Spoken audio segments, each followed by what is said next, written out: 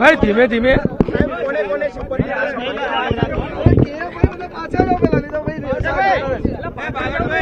आई जाओ, माइक वाला आगे આવી જાઓ, બૂમ વાળા આગળ આવી જાઓ। ભાઈ હું કહું છું મારે ઉતાવળ નથી, તમે શું આવું કરો છો? ઉતાવળ હોય તો મારે ઉતાવળ હોય। હા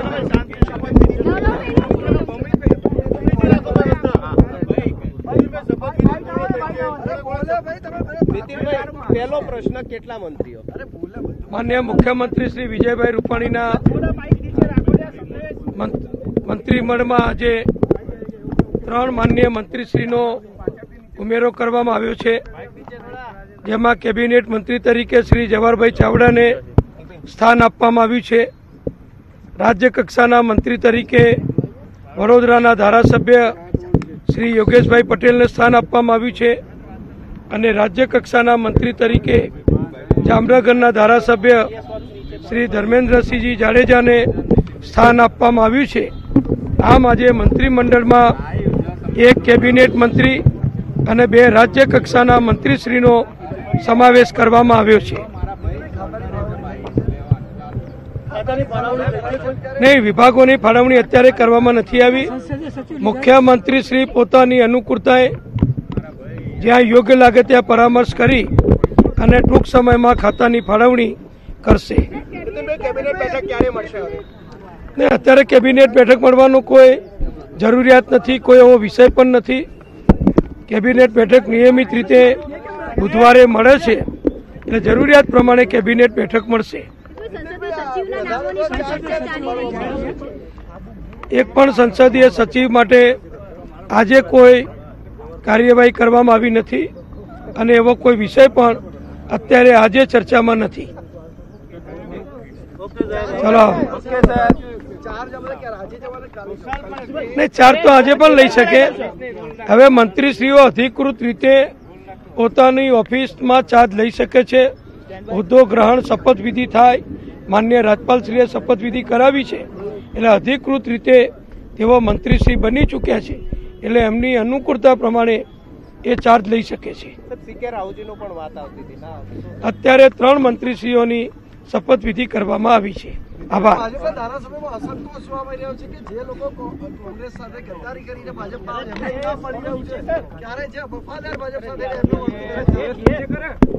મારા આ વિશે કોઈ ટિપ્પણ કરવી નથી। ભારતીય જનતા પક્ષ અમારો સંગઠિત પક્ષ છે। બધા ધારાસભ્યો, બધા કાર્યકરો પક્ષના હિત માટે સરકાર અને પક્ષ સંકલન કરીને જે કામગીરી કરે અને અમારું રાષ્ટ્રીય નેતૃત્વ જે માર્ગદર્શન આપે એ પ્રમાણે અમારો ગુજરાત પ્રદેશ ભાજપ અને મુખ્યમંત્રી વિજયભાઈ રૂપાણી બંને સંકલન કરી અને નિર્ણય કરે છે।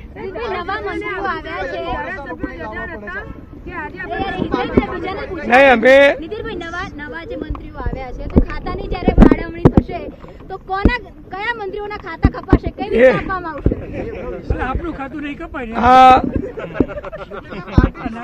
આ ફાળવણી મુખ્યમંત્રી શ્રી કરતા હોય છે, એટલે એમાં મારે કંઈ કહેવાનું નથી।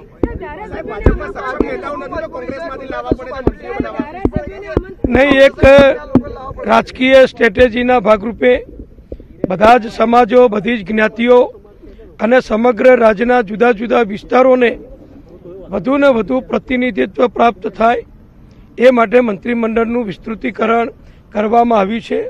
આપ સૌ જાણો છો કે હજુ પણ વધુ મંત્રીઓની સમાવેશ કરવાની અમારા મંત્રીમંડળમાં જગ્યાઓ બાકી છે। જે જગ્યાઓ જ્યારે યોગ લાગશે ત્યારે કેન્દ્રીય નેતાગીરી અને અમારું મોવડી મંડળ જે માર્ગદર્શન આપશે એ પ્રમાણે સમય ઉચિત સમયસર જ્યારે કરવા જેવું લાગે ત્યારે મુખ્યમંત્રીશ્રીને અધિકાર છે કે મંત્રીમંડળનું વિસ્તૃતીકરણ કરી શકે।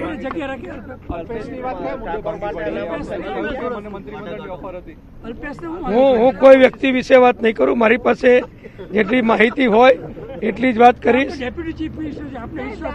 ભારતીય જનતા પક્ષમાં આખા ગુજરાતમાં ને દેશમાં અનેક કાર્યકરો, હોદ્દેદારો બધા જોડાઈ રહ્યા છે। એમ ગુજરાતમાં પણ ગુજરાત સરકારની કામગીરી, માનનીય નરેન્દ્રભાઈ મોદીની કામગીરી અને છેલ્લે મોદી સાહેબે પાકિસ્તાન ઉપર જે આક્રમકતા દાખવી અને રાષ્ટ્રભક્તિનું, દેશની સલામતીનું જે ઉત્તમ ઉદાહરણ પૂરું પાડ્યું છે એને જોઈને પણ ઘણા લોકો કે નેતા હોય તો આવા હોવા જોઈએ એમ કહીને ઘણા કાર્યકરો, ધારાસભ્યો એ પણ ભાજપ તરફ આકર્ષાયા છે અને ભાજપમાં જોડાઈ રહ્યા છે.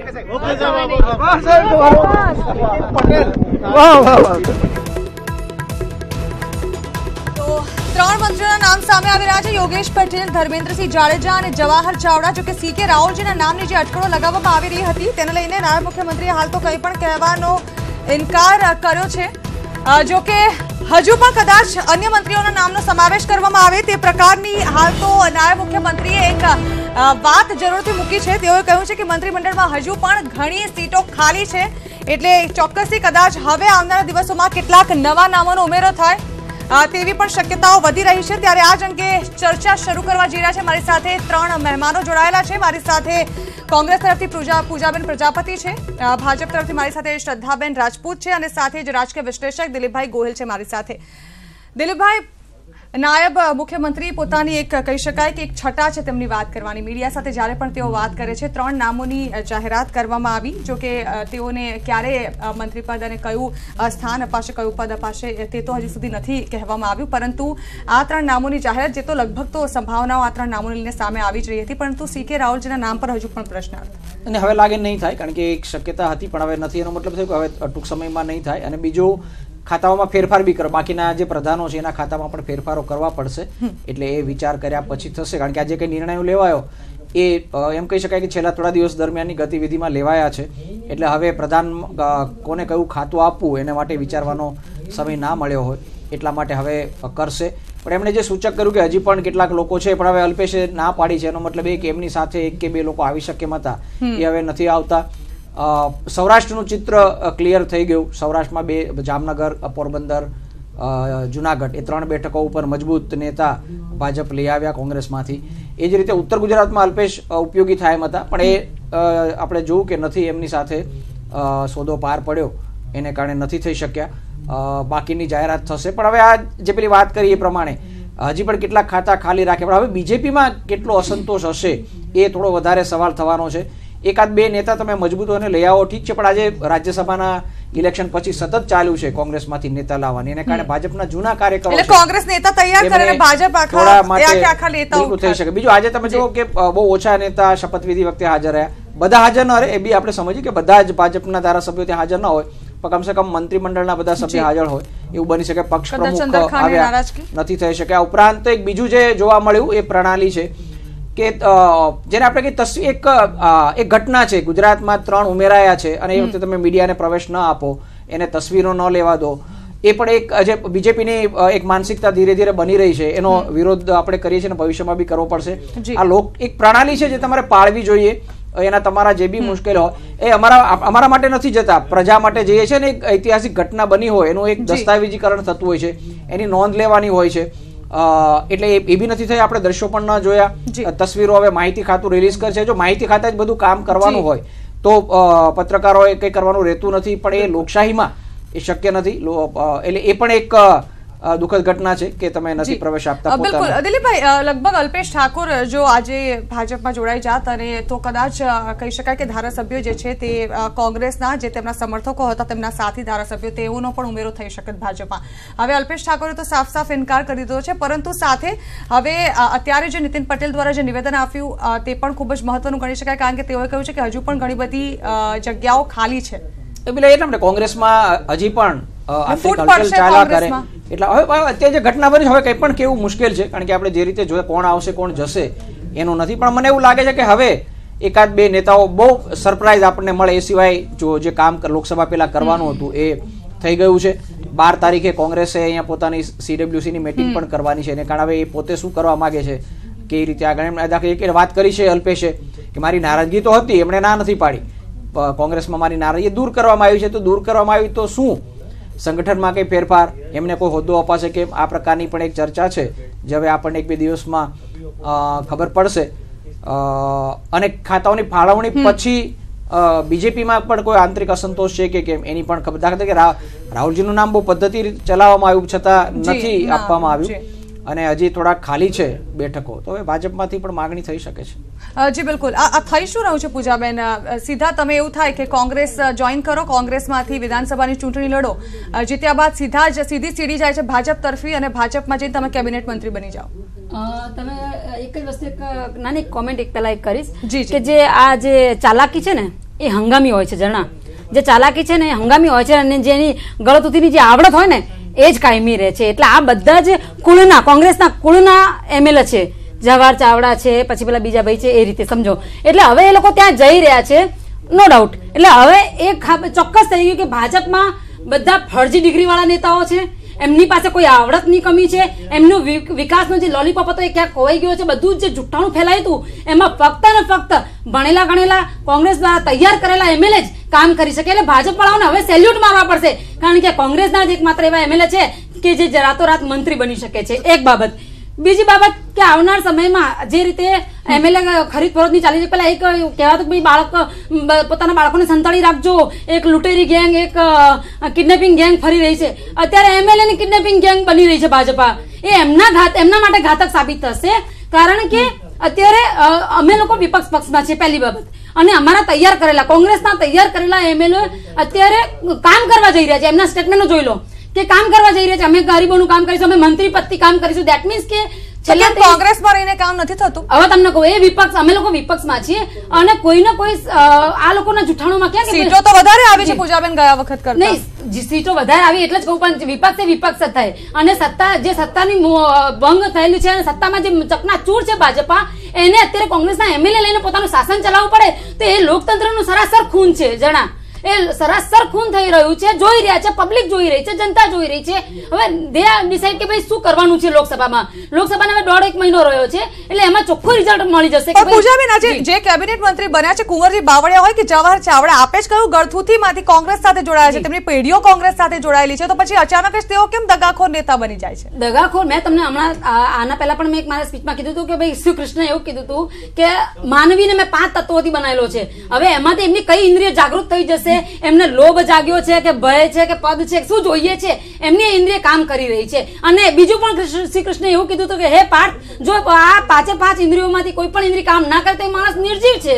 હવે આ જે થઈ રહ્યું છે એવું ના થાય કે કાલે કોંગ્રેસ આન પાછા બધા આ ગયા છે 4 અને લઈને આવે 14, એ પણ થઈ શકે છે. કારણ કે રાજ્યસભાના ઇલેક્શન વખતે અમારા કોંગ્રેસના 12 થી વધારે એમએલએ ગયા હતા, ત્યારે અમે કોંગ્રેસ રાજ્યસભા જીતીને આવ્યું હતું. એટલે લોકસભાની વિનિંગ સીટો પણ અમારે જ આવશે, એ બહુ સ્પષ્ટ દેખાઈ રહ્યું છે અત્યારે ચિત્ર. જી બિલકુલ, ચર્ચા જારી રહેશે. આ સાથે જ અમારા સંવાદદાતા હિતેન્દ્ર બારોટ અમારી સાથે ગાંધીનગરથી જોડાયા છે. હિતેન્દ્ર, હમણાં જ નીતિન પટેલ મીડિયા સાથે વાતચીત કરી રહ્યા હતા, જોકે તેઓએ સીકે રાહુલજીનું નામ લીધું. 3 નામો સામે આવી રહ્યા છે અને સામે તેઓએ એ પણ કહ્યું છે કે અન્ય કેટલીક જગ્યાઓ ખાલી પડી છે મંત્રીઓની જગ્યાઓ ભરવા માટે, તો કદાચ હવે અન્ય નેતાઓના નામનો પણ સમાવેશ થઈ શકે છે.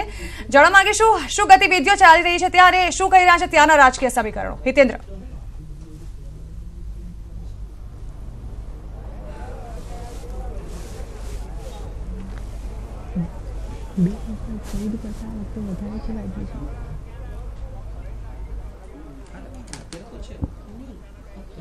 હિતેન્દ્ર, મારો અવાજ આપના સુધી પહોંચી રહ્યો છે?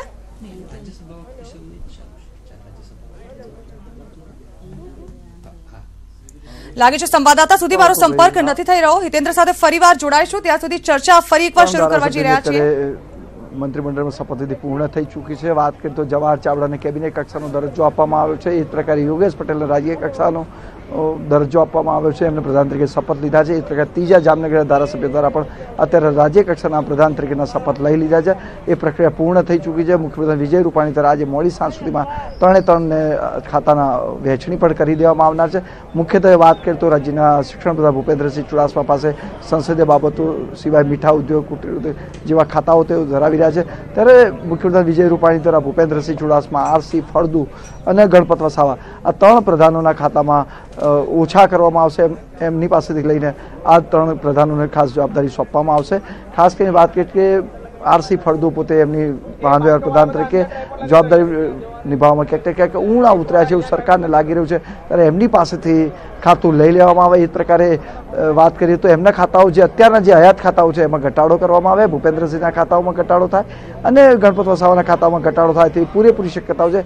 જ્યારે મુખ્યમંત્રી વિજય રૂપાણી પોતાના પાસેથી એક પણ ખાતું ન આપે અને નાયબ મુખ્યમંત્રીના ખાતામાં કોઈ ઘટાડો કરવાના બદલે આ 3 પ્રધાનોના ખાતામાં ઘટાડો થઈ શકે છે. ગણપત વસાવા પાસે મહિલા અને બાળ કલ્યાણ જેવું પણ ખાતું હોવાના નાતે કદાચ જવાહર ચાવડા મહિલા અને બાળ કલ્યાણ ખાતાનો હવાલો પણ સોંપવામાં આવે તેવી પૂરેપૂરી શક્યતાઓ જોવા મળી રહી છે. યોગેશ પટેલ પોતે શિક્ષણના ક્ષેત્રમાંથી આવે છે, ત્યારે પોતે એવું ઈચ્છે કે રાજ્ય કક્ષાનું શિક્ષણ ખાતું હવાલો એમને સોંપવામાં આવે તો તેઓ વધારે સારી રીતે વહીવટ કરી શકે. મૂળ વાત એટલી છે કે આ 3 જે લોકોને જવાબદારી સોંપવામાં આવી છે મુખ્યમંત્રી વિજય રૂપાણી દ્વારા, એ તમામે તમામ એ ભૂતકાળમાં જુદા જુદા રાજકીય પક્ષોમાં જોડાયેલા હતા. યોગેશ પટેલ પોતે ભૂતકાળમાં જનતા દળ સાથે હતા અને 1992ની અંદર એમના દ્વારા પણ ભૂતકાળમાં ભારતીય જનતા પાર્ટીના ઉમેદવારની તરફેણમાં ક્રોસ વોટિંગ કર્યું હતું અને એનો એમને અત્યારે આટલા વર્ષો બાદ ઇનામ આપવામાં આવ્યું છે. ધર્મેન્દ્રસિંહ જાડેજાએ બળવંતસિંહ રાજપૂતની રાજ્યસભાની ચૂંટણી દરમિયાન ક્રોસ વોટિંગ કર્યું હતું, એનું ઇનામ મળ્યું છે. જવાહર ચાવડા 4 ટર્મ સુધી એટલે કે 1990થી ધારાસભ્ય રહ્યા છે, એટલે 4 ટર્મ સુધીના સિનિયર ધારાસભ્ય હોવાના નાતે તેમને પણ કેબિનેટ કક્ષાનું પ્રધાન પદ સોંપવામાં આવ્યું છે. એટલે આ તમામ બાબતો બતાવે છે કે જે લોકોએ ભારતીય જનતા પાર્ટી સાથે ક્યાંક મિલીભગત કરી છે, કોંગ્રેસ સાથે ગદ્દારી કરી છે, એવા લોકોના તમામને ઇનામ શિરપાવ આપવામાં આવ્યા છે. આજે મોડી સાંજ સુધીમાં મુખ્યમંત્રી વિજય રૂપાણી દ્વારા ખાતાની ફાળવણી કરી દેવામાં આવે તેવી પૂરી શક્યતાઓ છે. કદાચ આજે અથવા સોમવારે તમામ 3 પ્રધાનો પોતાનો પ્રધાન તરીકેનો ચાર્જ પણ સંભાળશે. એક વાત એ પૂછવી છે, મને યાદ છે ત્યાં સુધી શપથવિધિ વખતે મીડિયાને હાજર રહેવા દેવામાં આવે. કદાચ પહેલી વાર એવું બન્યું છે, તમે ગાંધીનગર સતત કવર કરો છો, લાસ્ટ ટાઈમ પણ વિસ્તરણ થયું ત્યારે, કારણ કે આ એક એવી ઘટના છે કે જે એક એની નોંધ લેવાવી જોઈએ અને મીડિયાને બહાર નથી, અંદર પ્રવેશ નહોતો આવ્યો.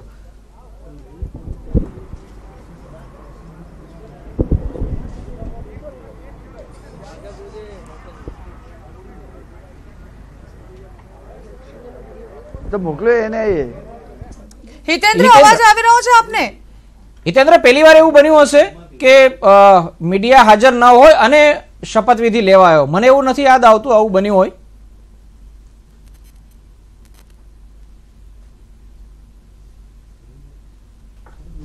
પોતાના ધારાસભ્યોને પણ આ શપથવિધિના કાર્યક્રમમાં આમંત્રણ આપવામાં નહોતું આવ્યું. ભાજપના ધારાસભ્યો પણ શપથવિધિને લઈને અજાણ હતા. ભૂતકાળમાં ભારતીય જનતા પાર્ટી સરકારે જ્યારે કુંવરજી બાવળિયાને પણ કેબિનેટ કક્ષાના પ્રધાન બનાવ્યા ત્યારે પણ ભાજપના ધારાસભ્યોને શપથવિધિથી દૂર રાખવામાં આવ્યા હતા. આજે ફરી એક વખત મુખ્યમંત્રી વિજય રૂપાણી દ્વારા જ્યારે 3 પ્રધાનોની શપથવિધિ કરાવવામાં આવી છે, પ્રધાનોનો સમાવેશ કરાયો, ત્યારે ભારતીય જનતા પાર્ટીના ચૂંટાયેલા પ્રતિનિધિઓને આ શપથવિધિથી દૂર રખાયા છે. મીડિયાને પણ રાજભવનની અંદર પ્રવેશ આપવામાં નથી આવ્યો.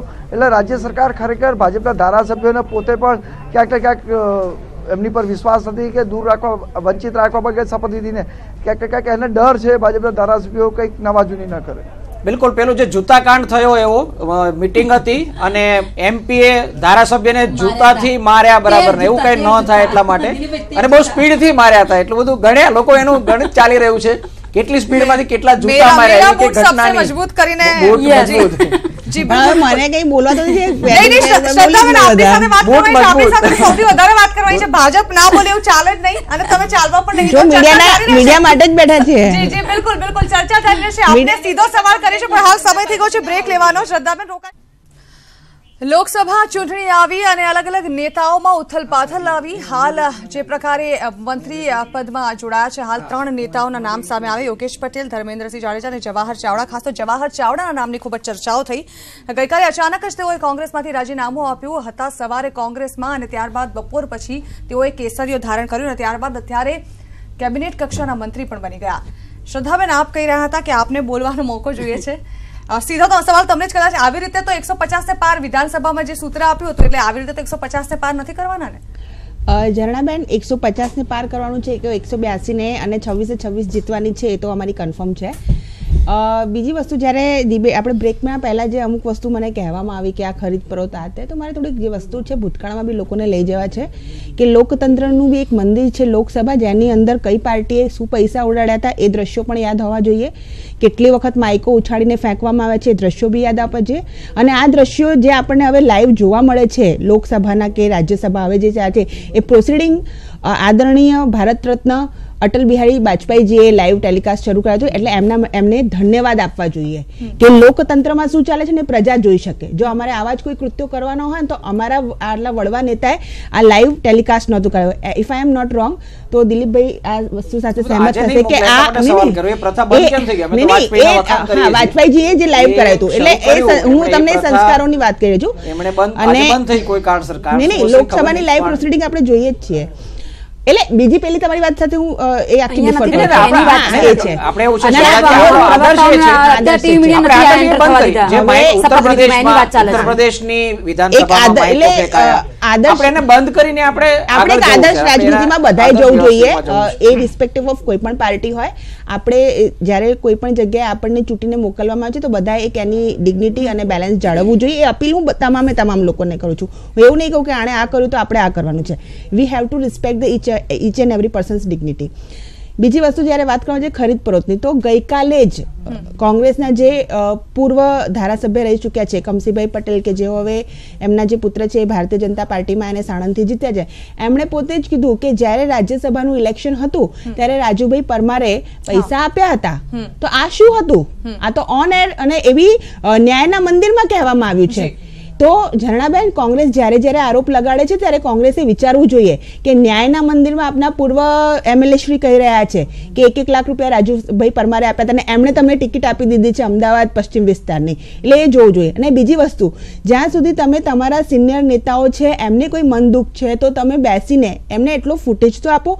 એક વ્યક્તિ છે એ રાતોરાત ગમે ત્યારે 24 અવર્સ હાઈકમાન્ડ જોડે વાત કરી શકે છે, ગમે ત્યારે દિલ્હીની પ્લેન ઉડાડીને જઈ શકે છે, અને ચૌહાણભાઈ નથી જઈ શકતા. પણ કહી શકું ને, સિનિયર નેતાઓને તમે કહો છો કે કોંગ્રેસને એ વાત ઉપર ધ્યાન આપવી જરૂર છે, તો ભાજપ શું કરી રહ્યું છે? ભાજપ પણ તો કોંગ્રેસમાંથી આવેલા જે ધારાસભ્યો છે તેને મોટા મોટા પદ આપી દે છે. ઝરણાબેન, ફરી મને એક વખત કહેવા દો કે આ અમારી જે પાર્ટી છે એની વિચારધારા સાથે કોઈ પણ કાર્યકર્તાને જોડાવવું હોય એ પણ જોડાઈ શકે છે, કોઈ પણ નેતાને જોડાવવું એ પણ જોડાઈ શકે છે. They are most welcome. અને જ્યારે એ લોકો એક રાજનીતિમાં લાંબા સમય સુધી રહી ચૂક્યા છે, પોતાના પ્રજાનું પ્રતિનિધિત્વ કરી ચૂક્યા છે, અને એક હોય છે ને કે જેમ તમે અત્યારે અહીંયા છો, માની લો કે તમે ક્યારે કોઈ બીજી ન્યૂઝ ચેનલ ચેન્જ કરશો તો તમે પ્રમોશન લેશો, તમે ફરીથી સ્ટાર્ટ નહીં કરો. So it's a human organization છે, મેનેજમેન્ટ છે કે કઈ ફરીથી તમે કોઈ પાર્ટીમાં જોડાયેલી કે કાર્યકર્તાની જેમ ના જોડાઓ. અટકાવવી પડશે. સમયનો આપણે તો માત્ર ચર્ચા કરવાનો પ્રયત્ન કરી રહ્યા છીએ. બિલકુલ પૂજાબેન, આપણે સમયનો અભાવના કારણે બુલેટિન સમાપ્ત કરવું પડશે. આપ ત્રણેય મહેમાનોનો ખૂબ ખૂબ આભાર ન્યૂઝ 18 ગુજરાતી સાથે જોડાવા બદલ. સમય નથી આપણી પાસે, માફ કરજો, આપણે ચર્ચા અહીં જ અટકાવવી પડશે. પરંતુ અહીં સવાલ એ થઈ રહ્યો છે કે નો ડાઉટ પ્રમોશનની વાત હોય, પરંતુ ખરેખર આ જે ધારાસભ્યો છે, જે નેતાઓ છે, પક્ષ પલટો કરીને કોઈ મોટા સ્થાન પર કોઈ પણ પક્ષમાં જોડાય છે, ત્યારે સવાલ એ છે કે શું જનતાનો વિશ્વાસ ફરી તેઓ જીતી શકશે?